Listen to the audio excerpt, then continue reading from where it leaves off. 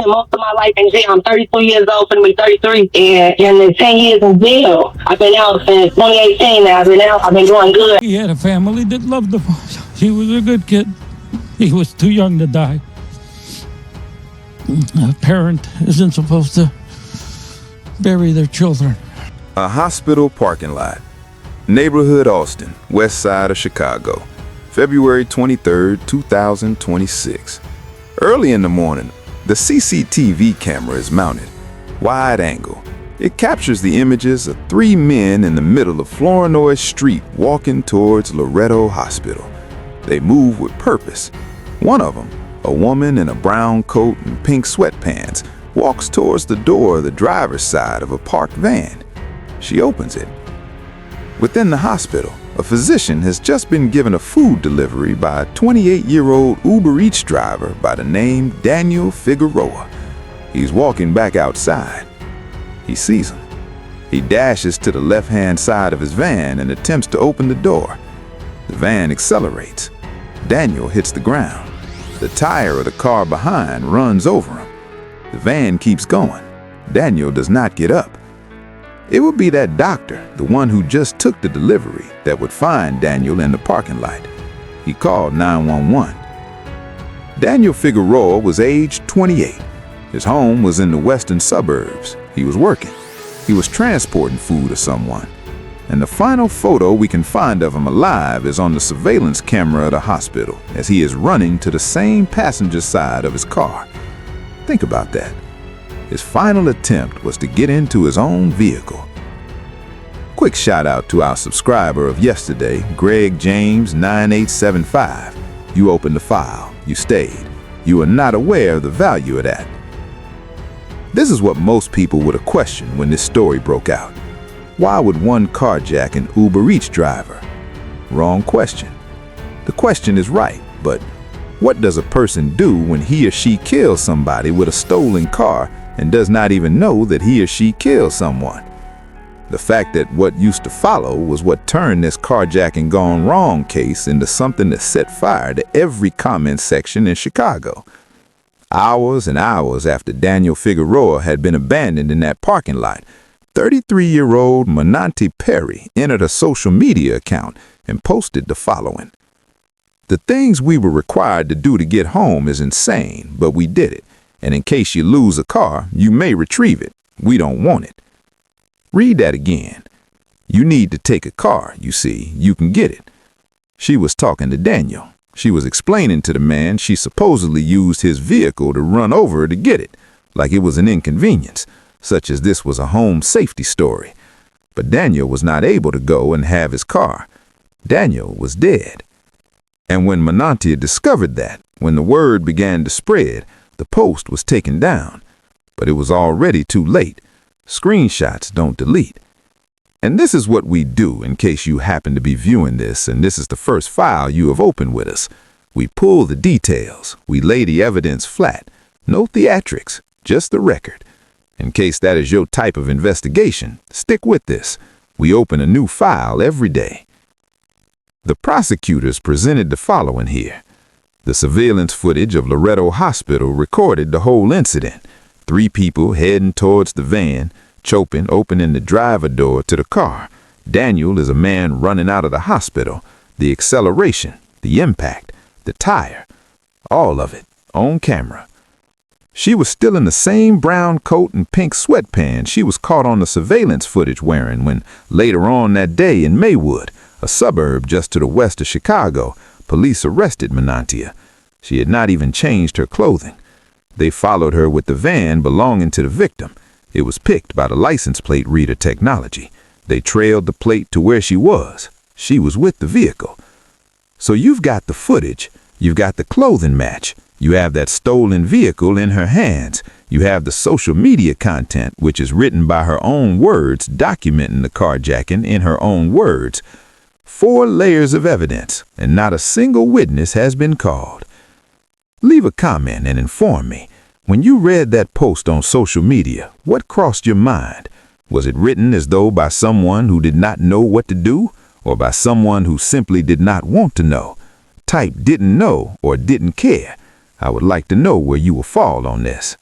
Now, this is where the case is made to get muddled. Her family and supporters stated that Montoya was unaware of the fact that the carjacking had led to the death of Daniel. That's their position. They used the social media post as evidence. She would not have told the victim to come and pick up his car because she knew he was dead. In the commentary section of the news story about her removal, one of her relatives or friends assumed that it was a manslaughter, wrote, "This not murder, she ain't know she killed him." Another one answered, "You defending this BS, I see that, but how she did not know that car moved? She at least knows that much. She deserves to go to jail."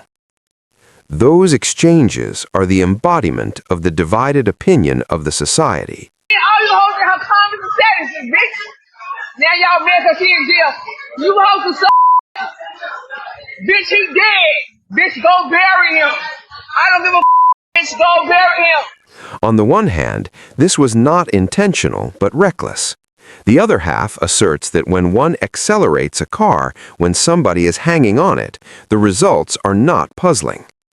Splitting that hair was not of interest to the prosecutors. They accused Montoya Perry of murder. Her initial appearance in court was stressful.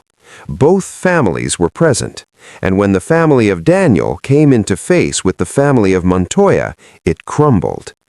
It happened inside the courthouse, where there was a physical altercation. There were at least 2 individuals who were handcuffed. We do not know whether any charges were made.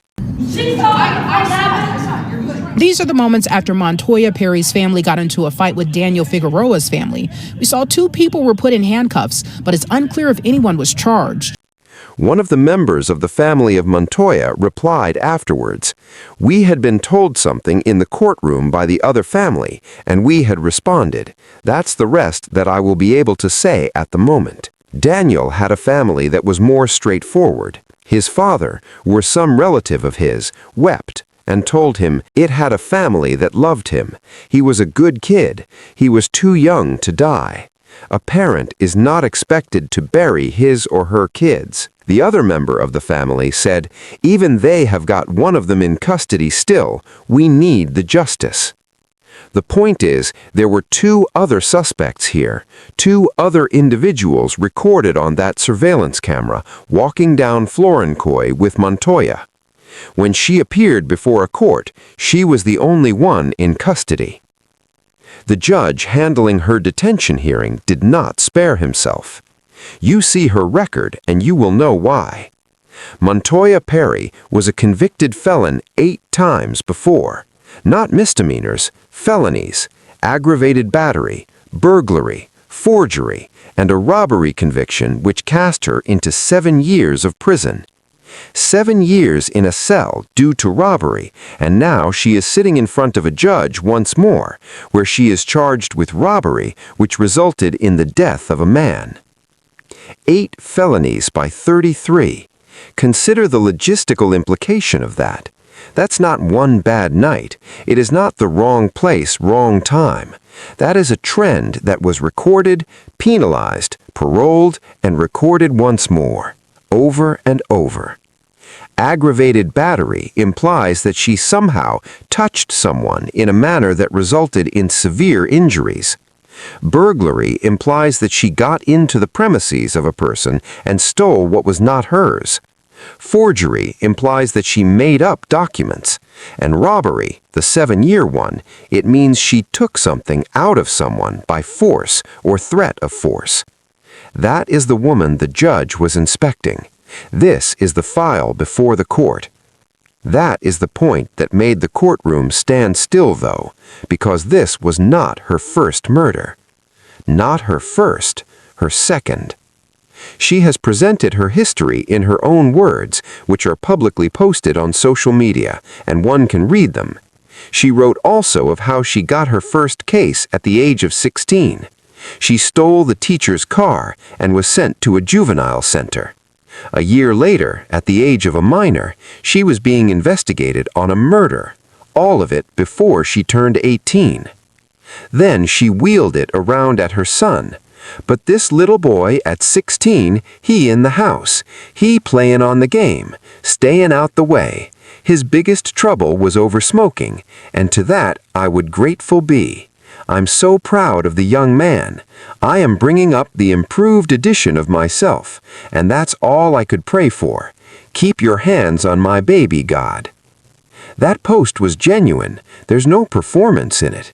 Those words can be heard by a mother who had known in the narrow, time-honored written form precisely what her own decisions had cost her, and was thankful that her son had not taken the same path. But here is where one finds it difficult to take their eyes off. Nothing prevented that next because of that reflection, that awareness, that gratitude, none of it. Montoya was on pre-trial release already when the carjacking incident occurred, due to another event which occurred earlier in the same month, February 2026. The woman had been arrested on grounds of resistance and obstruction to police. She was to take a reappearance in court in mid-March. Let that register. She was out, on conditions. The system provided her with another opportunity to remain free awaiting trial, and during one of those windows, the between phase between arrest and court appearance, she is supposed to have carjacked a man who was delivering food at a hospital and left him dying under his own automobile in a parking lot. The judge stared at her and did not even soften the wording. He said, "You left him there. You hit him with the car almost as if he were rubbish and had dumped him. Like he was garbage." That's a judge speaking, on the record, in a courtroom. It is not criticism of some podcast or a tweet. That is the bench informing a defendant of how the court perceives what she did. Montoya was reported crying when the judge ordered her to be held. She broke down. She had been possessed of a composure which she lost as soon as she heard the verdict passed by that court. This was a dramatic rebuttal to her booking photo, the one shot several hours after Daniel Figueroa was discovered dead in that parking lot. In the same picture, several individuals mentioned that Montoya was smiling. Not grinning, not laughing, but something close to it, to the point that it even sparked an online flashpoint, so much that people were screenshotting it and sharing it with captions that did not really require elaboration. A smile in the booking photo, tears in the courtroom, two sides of one woman, two sides of few days, and the entire burden of what she had now to face. I would like to take you through the timeline, as it is important. There is weird evidence in social media. It's not a confession, it's not a witness statement. However, it is one that prosecutors and the general public both turn to, as it is the nearest thing we get to someone telling the story of his or her life before it imploded. January 9th, 2025. Montoya rejoices at the fact that he is no longer on parole.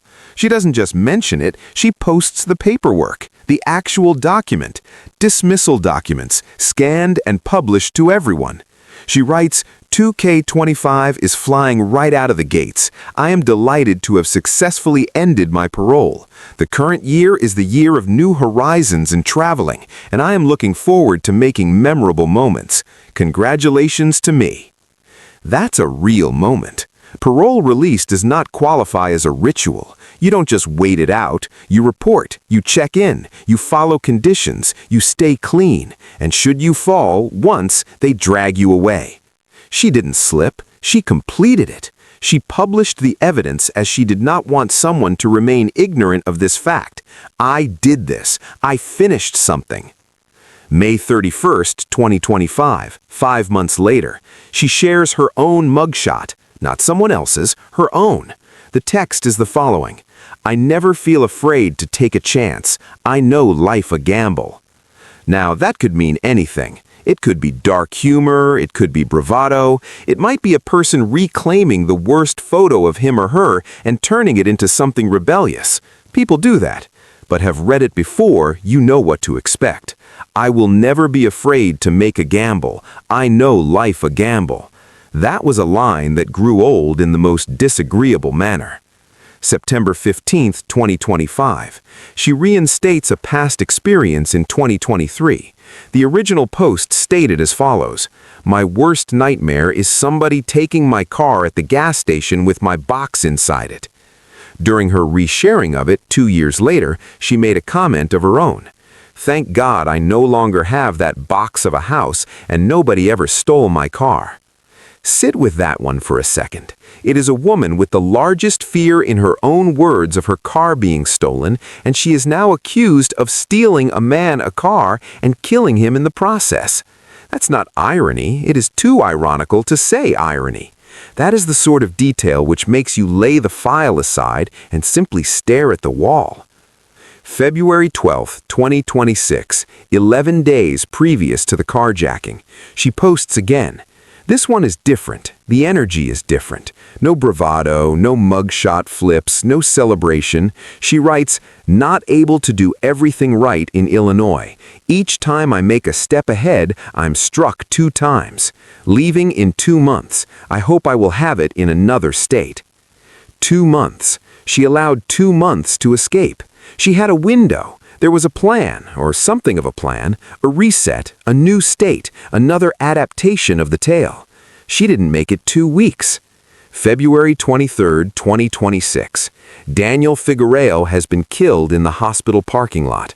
In Maywood, still wearing the brown coat and the pink sweatpants she wore in the surveillance video, Montoya Perry is in custody. She did not ever see that other state. And assuming that you are still with this file, and I know you are, this would be the place where I would see you to think something. That February 12th post, 11 days out, does it read differently now? Is it as though one is about to fall off of the edge of something desperate? Or is it merely that someone was a woman who was weary and releasing the steam of people online every day? Frustration or edge below? I'm reading every single one. Prior to all these, Montoya had a recorded interview. There, she was sitting with a woman she referred to as her everything, the individual that brought her up, having lost her mother way back in the year 1993. Her mama, her daddy, her sister, her brother, everything was all wrapped in one person. There was an exasperated non-one-night tired in the look of that woman at the camera. It comes from decades. And she said something which was even more than the judge would say later on in that courtroom. "I love her too, but why? I only want to know why she have to go to jail." That's not anger. That's exhaustion. That is a woman who has seen one she raised walk in and walk out of that door again and again and again, and broken each time. Montoya had answered just about 100,000 times, not that it was a lie, but because she had so evidently told herself 1,000 times, "I spent most of my life in jail. I'm 32 years old, going to be 33, and since 2018, I have been out of prison in the 10 years there. I've been out. I've been doing good." And here where lies the thing that makes this case so difficult to digest, as most.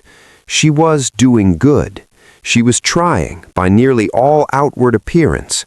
She had a food hustle going. Not a restaurant, no food truck and no permits and logo. A tray, a grill, a sidewalk, polished sausages, hot dogs, steaks she'd season herself, corn on the cob, baked potatoes, chicken quarter legs. She would stream on social media and promote it live, real time, talking non-stop, not filtered, cussing. She'd announce deals. "No purchases today, boys, it is tight just now, but come through, have a polish and chips and a water on any buy." She was cutting prices, throwing in extras, telling people to pull up. She had regulars. She was appearing at Walgreens not as an employee, but as herself, going around shelves to search out items on shelves, give out samples of flavored water, smiling at the camera. When the employees explained to her that she really was not employed there, she replied that she was employed by Jesus. They threatened to report to the police. She laughed it off. That's who she was on camera. loud, chaotic, liberal in a manner that was not necessarily economically prudent. She used to share food with street people. She'd record herself doing it. She could say the worst things, such as, "I feel so bad I do not have any deals to sell you right now," because it is like she owes the neighborhood something. And perhaps she did feel like that. 10 years in jail is a lot to lose to the people surrounding you. Perhaps it was her without payment of steaks and the polish dogs and the free chicken to the loyals. Perhaps it was not only the money hustle. Perhaps it was having something to be caught doing anything besides being a crime. That was her life. Messy, loud, real, working. She was out. She was building. She was rearing up a 16-year-old boy of whom she was proud.